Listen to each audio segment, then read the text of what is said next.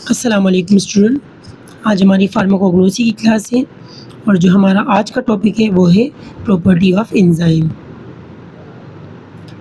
सबसे पहले जो प्रॉपर्टी है वो हमारे पास है कैटालिटिक प्रॉपर्टी।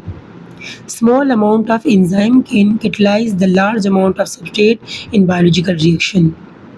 यानी कैटालिटिक प्रॉपर्टी का मतलब ये होता है जो रिएक्शन को तेज़ करता है या जो मेटाबॉलिज्म को इंक्रीज़ करता है। तो जो आपके पास एंजाइम का स्मॉल अमाउंट होता है, बहुत कम मिकदार में एंजाइम बहुत बड़े मॉलिक्यूल को कैटालाइज़ करते हैं, उसका रिएक्शन करवाते हैं। यहाँ पर एग्जांपल दिए, सक्रेस एक एंजाइम है जो कि हम बहुत स्मॉल अमाउंट में यूज़ करते हैं और वो सक्रोज को तोड़ता है, सक्रोज को ग्लूकोज मॉलिक्यूल में तोड़ता है। तो सक्रेस क्या हुआ, एंजाइम हुआ, और सक्रोज क्या हुआ, उसका सब्सट्रेट हुआ। अच्छा, एक और चीज़ मैं आपको बता दूँ, यहाँ पर जितने भी एंजाइम हैं उनके आखिर में ASE आएगा, जैसे सक्रेस, लाइपेस, प्रोटीएस, लाइगेस, ये मैंने आपको 4 एग्जांपल बता दी। दूसरी प्रॉपर्टी हमारे पास यहाँ पर आती है सोल्युबिलिटी, यानी एंजाइम हल होता है किस चीज़ में। Enzyme are mostly soluble in water and dilute alcohol solution. आपका एंजाइम पानी में हल होता है और dilute alcohol solution. Dilute alcohol solution का मतलब क्या है कि आपने शराब लिया जो इथाइल अल्कोहल है, उसमें आपने पानी डिज़ोल्व किया, उसको कहते हैं dilute alcohol solution.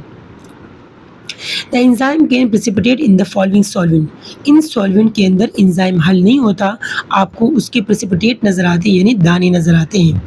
Concentrated alcohol में, यानी अगर आप प्योर अल्कोहल लोगे जिसमें पानी नहीं होगा, अमोनियम सल्फेट में, और ट्राइक्लोरो एसिटिक एसिड में। ये 3 कंपाउंड है जिसके अंदर आपका एंजाइम डिज़ोल्व नहीं होता। तीसरी property enzymatic property, the velocity of enzymatic reaction increase as the concentration of substrate increase up to the certain maximum, but after certain period of time it decrease. Enzymatic property यानी अगर आप substrate बढ़ाते हो और substrate की मिकदार बढ़ाते हो तो एंजाइम की एक्टिविटी बढ़ती है, लेकिन ये एक हद तक होती है, एक वक्त आता है कि उसकी जो एक्टिविटी होती है वो फिर कम होने लगती है। चौथी प्रॉपर्टी है पीएच। पीएच का मतलब होता है कि आपका कंपाउंड एसिड है या बेस है। Acid deactivate Dooj enzyme that act in alkaline pH. वो एंजाइम जो बेस होते हैं, जिनका पीएच 7 से बड़ा होते हैं, वो एसिडिक एनवायरनमेंट में काम नहीं करते।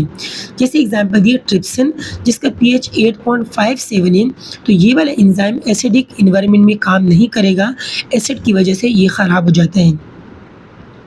Eight acidic pH it's will destroy. अगर हम इसको एसिडिक पीएच में डालेंगे तो ये क्या हो जाएगा, डिस्ट्रॉय हो जाएगा। Trypsin is an enzyme that secret by pancreas in very important for proper digestion of food.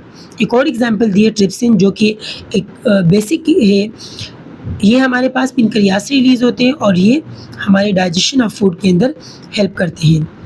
अगर हम बेस की बात करें, base deactivated the enzyme that act is acidic. अगर कोई बेस होगा तो वो एसिडिक एनवायरनमेंट में काम नहीं करेगा, और कोई बेसिक होगा तो वो एसिडिक एनवायरनमेंट में काम नहीं करेगा, और अगर एसिड होगा तो वो बेसिक में नहीं करेगा।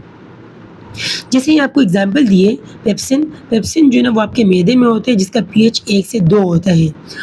ये वाला पीएच, ये वाला जो एंजाइम है, ये हाई पीएच पर यानी अल्कलाइन पीएच पर डिस्ट्रॉय हो जाते हैं, बेसिक एनवायरनमेंट में ये डिस्ट्रॉय हो जाते हैं। यहाँ आपको डायग्राम नज़र आ रहा होगा कि जो हाइड्रोक्लोरिक एसिड है उसका पीएच है वो 0 से 1 के बीच में होते हैं। लेमन जिसका पीएच 2 होता है, एप्पल का पीएच 3 होता है, और बनाना का पीएच 5 होता है। इस तरीके से नीचे टोमेटो लिखा हुआ है, टोमेटो का पीएच 4 होता है। फिर एक विनीगर दिया हुआ है, विनीगर यानी सिरका, उसका पीएच 3 होता है, और मिल्क का पीएच 6 और 7 के बीच में होता है। इसी तरीके से अगर आप उसमें देखो, वाटर का पीएच 7 होता है, ब्लड का पीएच 7 और 8 के बीच में होते हैं, बेकिंग सोडा का पीएच जो है ना वो 8 से 9 के बीच में होते हैं, साबुन का पीएच 10 होता है, और अमोनिया का पीएच 11 से 12 के बीच में होते हैं। और उसके अलावा जो एग्जांपल दिए ड्रेन डाइट्री, उसका जो पीएच है वो 13 से 14 के बीच में होते हैं। आखिरी फैक्टर आपके पास है टेम्परेचर। टेम्परेचर बहुत इंपॉर्टेंट होते हैं। आपका जो पीएच है वो टेम्परेचर पे काम करते हैं जो 35 से 40 के बीच में हो। अगर टेम्परेचर इससे बढ़ेगा या कम होगा तो एंजाइम काम नहीं करेगा। अगर टेम्परेचर 0 होगा तो एंजाइम इनएक्टिव होगा। अगर 10 से 20 होगा तो बहुत कम काम करेगा। 35 से 40 होगा तो मैक्सिमम काम करेगा। 50 से होगा तो इनएक्टिव हो जाएगा और 60 या 60 से ऊपर होगा तो आपका एंजाइम डिस्ट्रॉय हो जाएगा, वो अपना काम हमेशा के लिए छोड़ देगा। तो ये हमारा आज का टॉपिक था जिसमें हमने एंजाइम की 5 प्रॉपर्टीज डिटेल से पढ़ी। इससे रिलेटेड किसी को कोई क्वेश्चन हो तो आप लोग पूछ सकते हो। ओके स्टूडेंट, अल्लाह हाफिज़।